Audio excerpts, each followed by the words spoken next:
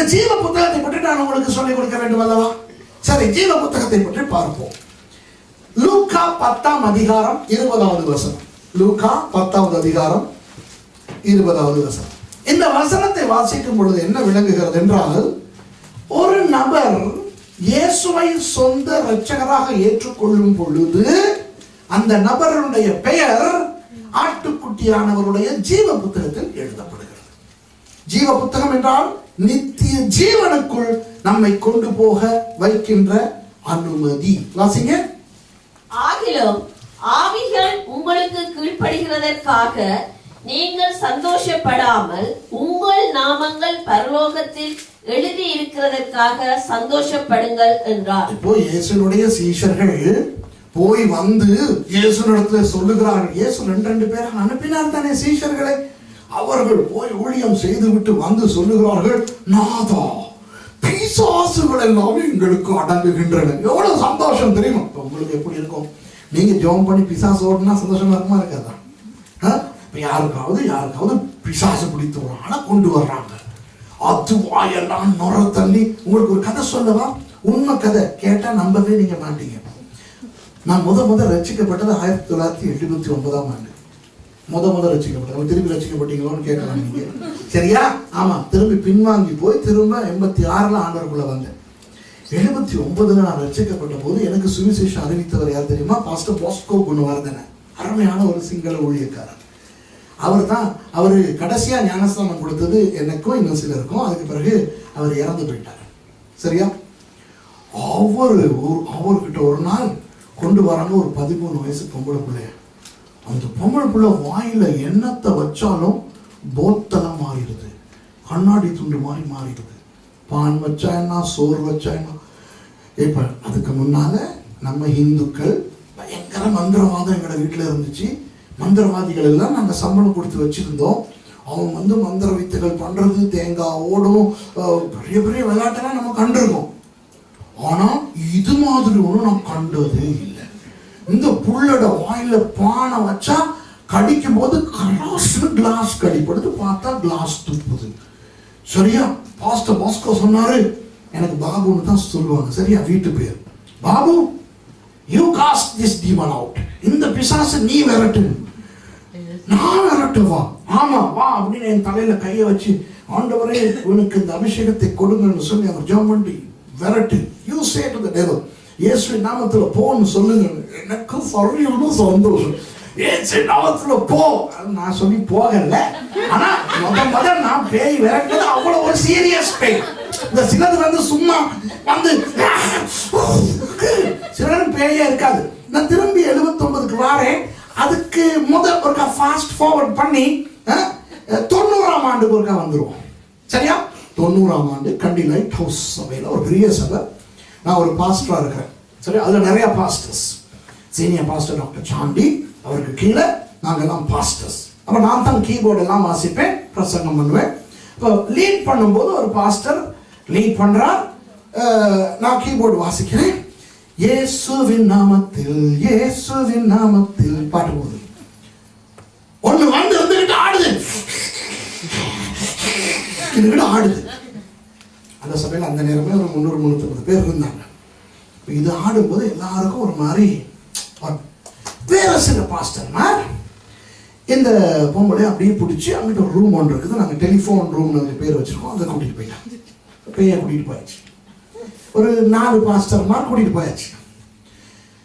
நானும் கீபோர்டு வாசிக்கிட்டு இருக்கிறேன். இப்போ பாட்டு போய் என்னென்னலாம் நடக்குது. போன பேயையும் காணும், பாஸ்டர்ஸ் மாதிரியும் காணும். 4 பாஸ்டர்மார் எல்லாம் எந்த ரேஞ்சிலே இருக்கிற பாஸ்டர்மார். கீபோர்டு வாசிக்கிட்டே பார்க்கிறோம். பேயை இவங்க துரத்துறாங்கன்னா இல்லை இவங்கள பேய் துரத்துதான்னு கூட தெரியாது. அப்ப நான் பேய் துரத்துறதுக்கு கொஞ்சம் எக்ஸ்பர்ட் அந்த காலத்துல. அப்ப டக்குன்னு எனக்கு சொன்னாங்க, இங்க போங்களே அப்படின்னு. சரின்னு நான் இந்த பக்கத்தால் உள்ளுக்கு போனா 2 பேர் அந்த பொம்பளைய பிடிச்சிக்கிட்டு 2 பக்கத்தால ஒருத்தர் அந்நிய பாஷையில ஜெபிச்சு நடப்பாரு, இன்னொருத்தர் கட்டளை கொடுத்து இது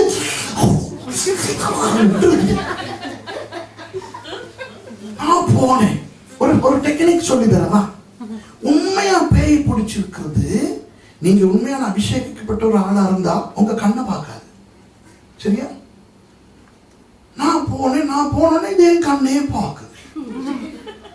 நான் ஒரு குட்டி ஜெபம் ஜெபிச்சேன். ஆண்டவரே, இது பார்க்கிறது என்னை, நான் ஒரு வேளை என் அபிஷேகத்திலே குறைந்திருக்கிறேன்னா, நாதா அப்படி நான் தெரியாமல் பாவம் செய்திருந்தால், செய்த பாவம், இருக்கிற பாவம், செய்துவிட்டு மறந்த பாவம் எல்லாவற்றையும் ஒரு விசை மன்னித்து இப்போ பாவம் ஆண்டவரே, நான் இது பேய் தான் பார்க்கிறதா இல்லையா, எனக்கு என்னை மன்னியும் ஆண்டவரே இயேசுவின் நாமத்தில். பாவங்களை அறிக்கிட்டால் பாவங்களை எல்லாம் மன்னித்து சகல அநியாயத்தையும் நீக்கி நம்மை சுத்திகரிப்பதற்கு அவர் உண்மையின் மீதியம் உள்ளவராக இருக்கிறார் தானே. ஆகவே நான் இப்போ எனக்கு தெரியும் ஆண்டவர் என்னை மன்னித்து விட்டார். அப்படியே பாவத்தில் இருந்திருந்தாலும் மன்னித்து விட்டார். வந்து திருப்பி அவளை பார்த்தோம். அப்படி என்ன அப்படி பார்க்கு உடனே தெரிஞ்சுக்கிட்டேன் இதுக்குள்ள பேய் இல்லை. சில பேருக்கு ஆசை தெரியுமா, சீன் காட்டி கலர்ஸ் காட்டுறதுக்கு, ஒரு அந்த என்னது டென்ஷன் எடுக்கிறதுக்கு. டாக்டர் நான் சொன்னேன், நம்ம எல்லாம் பாஸ்டர்ஸ் ஃப்ரெண்ட்ஸ் தானே, நாங்கள் உள்ளுக்கு மச்சான் தான் பேசிக்கிறோம். மச்சான் கையெடு மச்சான் அப்படின்னு. ஏன்டா அப்படி பேய் எட்டு மச்சான் கையை எடுத்த உடனே இது விட்டே ஒரு அறை. எனக்கு ஏன் கோவம்னா அவ்வளவு நல்லா நடந்துக்கிட்டு ஆறாது. இதுக்கு பேயும் இல்லை கீழே கொண்டாந்து 4 மாஸ்டர் மாட்ட நேரத்தை வீணாக்கிட்டு கோபத்துல விட்டே ஒரு அறை. பேசாம போய் இருக்கலாம் சார். இருந்துகிட்டே போயிடுச்சு. அதுல இருந்து கடைசி வரைக்கும் அந்த பொம்பளைக்கு பேயே வர. சரியா? இவங்க கேக்குறாங்க, அட இவ்வளவு நேரம் இல்லாத ஒன்னையாட நாங்க விரட்டிக்கிட்டு இருந்தோம். நான் சொன்னேன், ஆமாடா கண்ணை பார்த்தா. அப்பதான் அவங்களுக்கு அந்த டெக்னிக்கை சொல்லி கொடுத்தேன். ஓ அப்படியா, டயர் உள்ளுக்கு போட்ட ஷர்ட்டெல்லாம் வெளியே வந்து டையெல்லாம் அந்த மாஸ்டர். இப்போ திரும்ப 79க்கு போவோமா, அந்த கண்ணாடி பேய். அப்ப கண்ணாடி துண்டெல்லாம் வருது. அப்ப பாஸ்டர் பாஸ்கோ சொல்றாரு, இட்ஸ் ஓகே, யூ ப்ரே, நீ ஜெபி, பிசாசு போகும், நானும் ஜெபிக்கிறேன், இயேசுவே நாமத்துல போ. கடைசியில போயிருச்சு. அவரும் சேர்ந்து தான் ஜெபிச்சார். அநேகமா அவர் ஜெபிச்சனாதான் போயிருக்கும், சரியா? ஆனா நானும் ஜெபிச்சேன் தானே. ஐயோ, அதுல இருந்து எனக்கு கதையே இதுதான். பாக்குறவனுக்கெல்லாம் ஒத்தலோடு பேய நான் விரட்டிட்டேன். எவ்வளவு சந்தோஷம். நம்ம விரட்டி ஒரு பேய் போகுதுன்னா எவ்வளவு சந்தோஷம். விளங்குதா? நம்ம கூப்பிட்டு பேய் வருதுன்னா சந்தோஷம் இல்லை, கூப்பிடாமலே வருது, சரியா?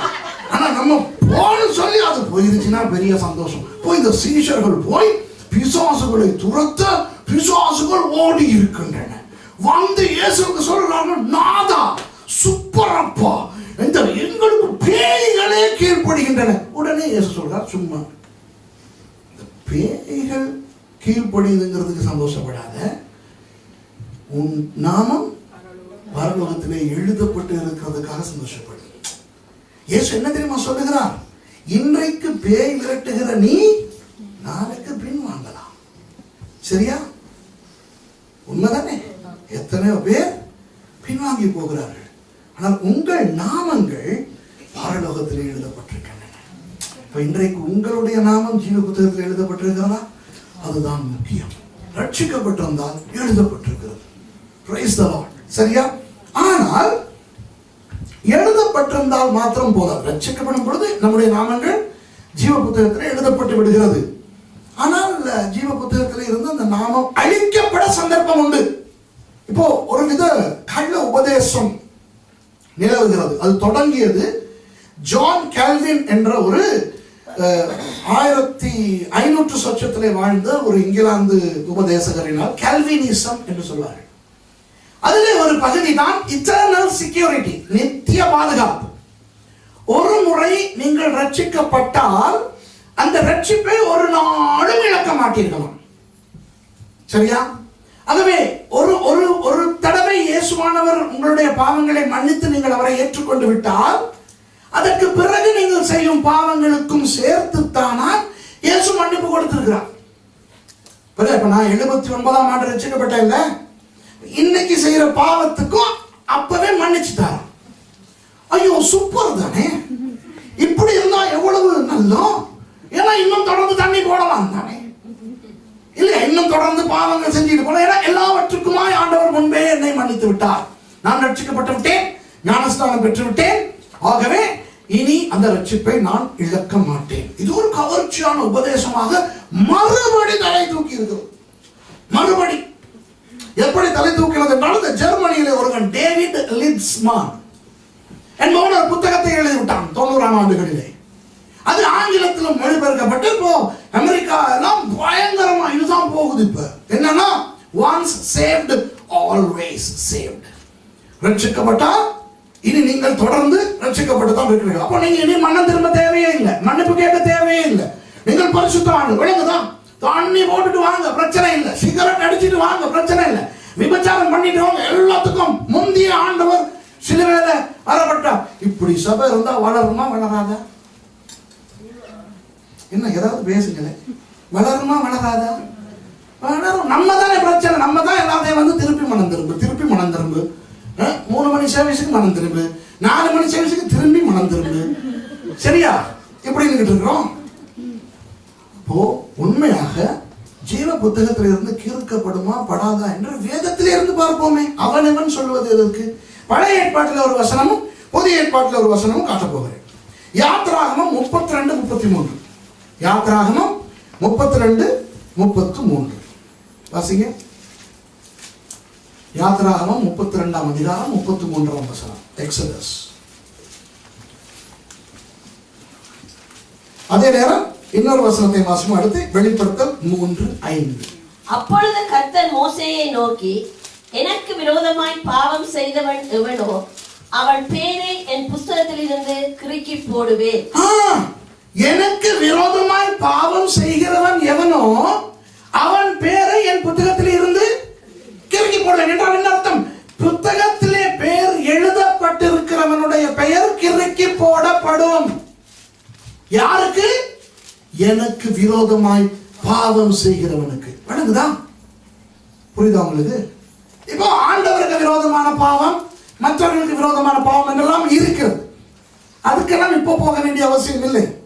ஆனால் மனம் திரும்பாத மனுஷனுடைய பெயர் ஜீவ புத்தகத்தில் இருந்து கிறுக்கி போடப்படும் என்று யாத்ராகமத்தில் சொல்லப்பட்டிருக்கிறது. அது பழைய ஏற்பாடு தானே. சரி, புதிய ஏற்பாட்டிலையும் சொல்லியிருக்கிறது. வெளிப்படுத்தல் 3:5. வெளிப்படுத்தல் 3:5 வாசிங்க. ஏன் கொள்ளுகிறவன் எவனோ அவனுக்கு வெண் வஸ்திரம் தரிக்கப்படும். ஜீவ புஸ்தகத்திலிருந்து அவனுடைய நாமத்தை நான் கிறுக்கி போடாமல் என் பிதா முன்பாகவும் அவனுடைய தூதன் முன்பாகவும் அவன் நாமத்தை அறிக்கையிடுவேன். யார் சொல்லுகிறார்? இயேசுவானவர் சொல்லுகிறார். அதாவது இயேசு என்ன சொல்லுகிறார்? ஜெயம் கொள்ளுகிறவன். இந்த சபைக்குரிய அந்த செய்தியை பார்த்தால் உங்களுக்கு தெரியும் என்ன அர்த்தம் என்று. இன்னொரு விதத்திலே நான் சொல்லுவது என்றால், கடைசி வரை நம்முடைய விசுவாசத்தை பிடித்து கொள்ள வேண்டும். கடைசி வரை நம்முடைய விசுவாசத்தை காத்து கொள்ள வேண்டும். இல்லாவிட்டால் ஜீவ புத்தகத்திலே இருந்து கிறுக்கி போட. இப்போ அவர் சொல்லுகிறார், ஜெயம் கொள்ளுகிறவனுடைய பெயரை நான் கிறுக்கி போட மாட்டேன். அப்படியான என்ன அர்த்தம்? ஜெயம் கொள்ளாதவனுடைய பெயரை கிறுக்கி போடுவேன் என்று தானே அர்த்தம். அப்போ எப்படி சொல்ல முடியும் பெற்றுக்கொண்ட ரட்சிப்பை ஒரு நாளும் இழக்க மாட்டோம் என்று? கவனமாய் இருக்க வேண்டும். இன்றைக்கு சில பேர் நேற்றைய அபிஷேகத்தில் இன்றைக்கு வாழ பார்க்கிறான். நேற்றைய சாதனையில் இன்றைக்கு ஊழியம் நடத்த பார்க்கிறான். சரியா? இல்லை. ஒவ்வொரு நாளும் அனுதினமும் நம்முடைய மனம் புதிதாகிறதுனாலே மறுரூபமாக வேண்டும். அனுதினமும் நம்முடைய வாழ்க்கை பரிசுத்த வாழ்க்கையாய் இருக்க வேண்டும். சரியா? இன்றைக்கு அநேகர் என்ன செய்கிறார்கள்? பின்வாங்கி வீடுகளிலே உட்கார்ந்து கொள்கிறார்கள். கேட்டால் சொல்கிறார்கள், நான் நிறைய காரியங்கள் கர்த்தருக்காக செய்து விட்டேன், அதனால் நான் பரலோகம் போவேன். இல்லை. கடைசி வரை தன்னுடைய விசுவாசத்தை காத்துக் கொள்ளுகிறவனுக்கு தான் பரலோகம். பவுலடியார் கிறிஸ்தவ வாழ்க்கை குறித்து எப்படி சொல்லுகிறார் தெரியுமா? நல்ல போராட்டம் போராடினேன், ஓட்டத்தை முடித்தேன், விசுவாசத்தை காத்துக்கொண்டேன்.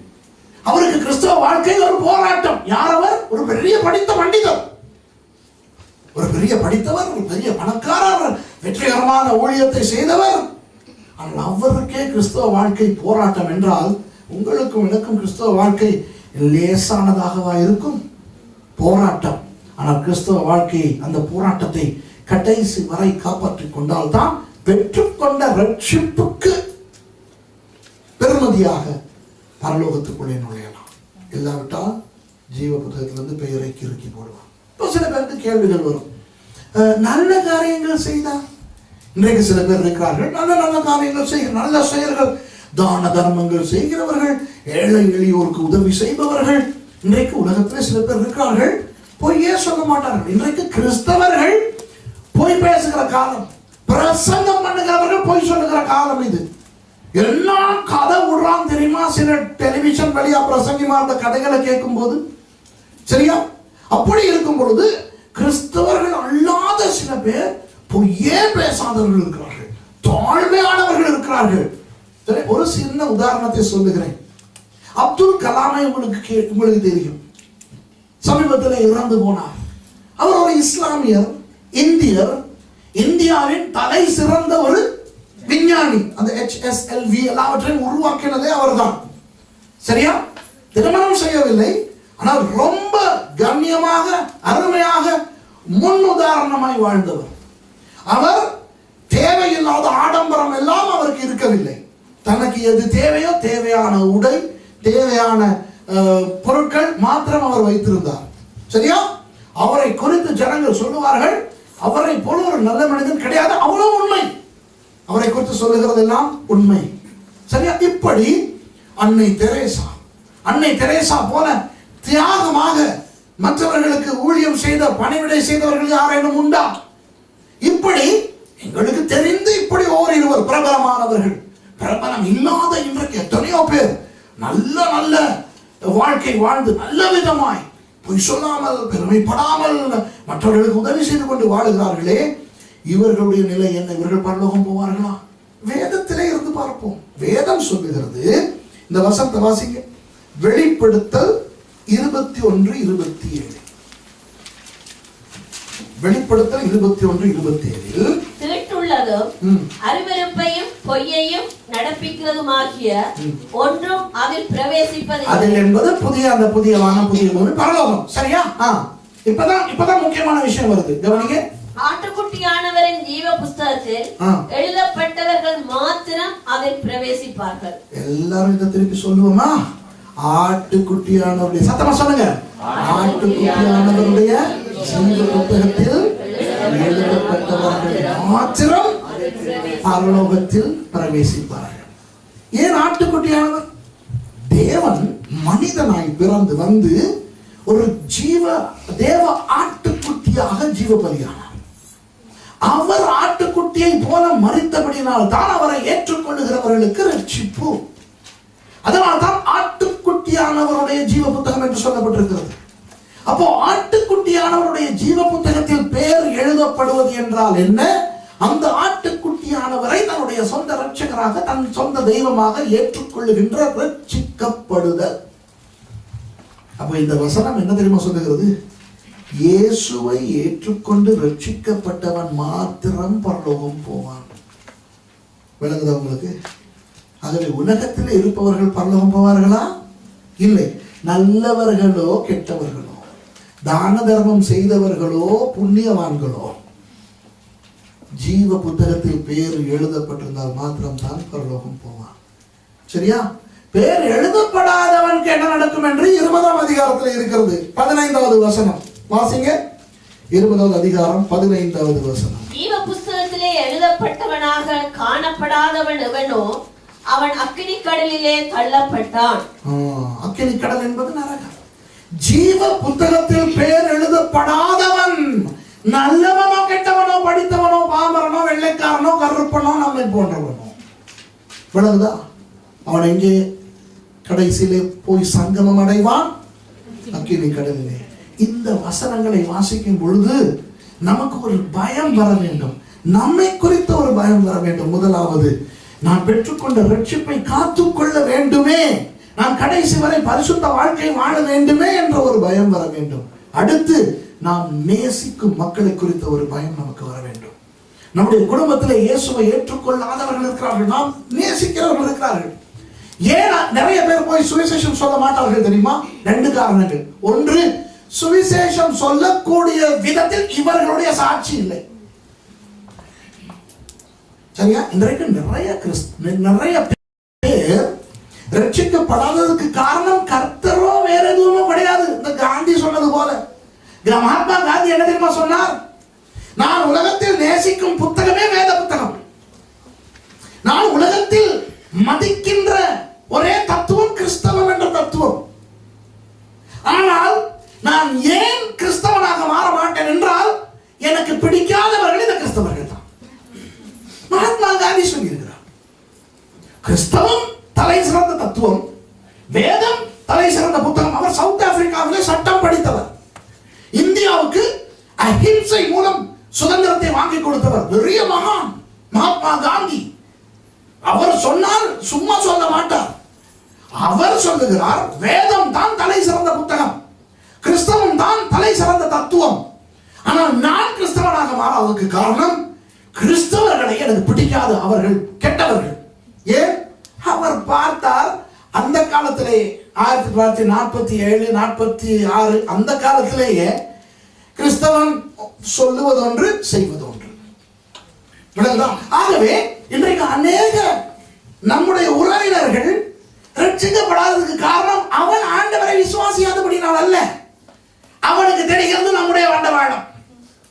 நிறைய பேர் சபைகளுக்கு வராததுக்கு காரணம் அவனுக்கு தெரியும் இந்த சபைகளை விட கோயில்களில் ஒற்றுமை உண்டு, பௌத்த பாஞ்சாலைகளில் ஒற்றுமை உண்டு, இஸ்லாமிய பள்ளிவாசல்களிலே ஒற்றுமை உண்டு. உண்மையா பொய்யா? கிறிஸ்தவத்தை பார்த்தால் சபைகள் அடித்துக் கொள்ளுகின்றன, பாஸ்டர்மார் அடித்துக் கொள்ளுகிறார்கள், விசுவாசிகள் அடித்துக் கொள்ளுகிறார்கள். எவன் சாட்சியாயிருக்கான் இந்த காலத்திலே? அதனால் தான் அவன் ரட்சிக்கப்படுகிறான் இல்லை.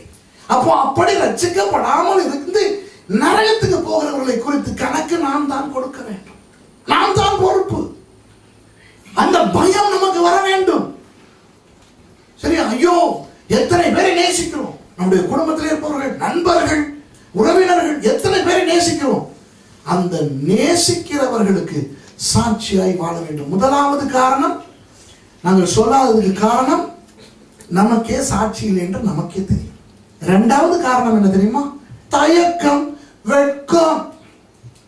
ஐயோ, எப்படி போய் சொல்றது ஆண்டவரை பத்தி, என்னன்னு தொடங்குறது, வெட்கம். அவங்க பாவம் நரகத்துக்கு போய்கிட்டு இருக்கிறாங்க. அவர்கள் நரகத்திலே நித்திய காலத்தை அனுபவிக்க போகிறார்களே, அவர்களை காப்பாற்றுவதை விட உங்கள் வெட்கம் பெரிதா? ஆகவே பயம் வர வேண்டும். நம்மை குறித்து ஒரு பயமும், நாம் நேசிப்பவர்களை குறித்து ஒரு பயமும் வந்து இந்த ஜனங்களை நரகத்திலிருந்து காப்பாற்ற வேண்டும். பரலோகத்துக்கு போவதற்கு ஒரே வழி, ஜீவ புத்தகத்திலே பெயர் எழுதப்பட்டிருக்க வேண்டும். ஜீவ புத்தகத்தில் பெயர் எழுதப்படுவதற்கான ஒரே வழி, கர்த்தராகிய இயேசுவை சொந்த ரட்சகராக ஏற்றுக்கொள்ள வேண்டும். ஜீவ புத்தகத்தில் பெயர் எழுதப்படாதவர்கள் நரகத்தில் சங்கமமாவார்கள். புரியுதா? இதை தவிர வேற ஒன்றும் நம்ம சொல்ல முடியாது இதை குறித்து.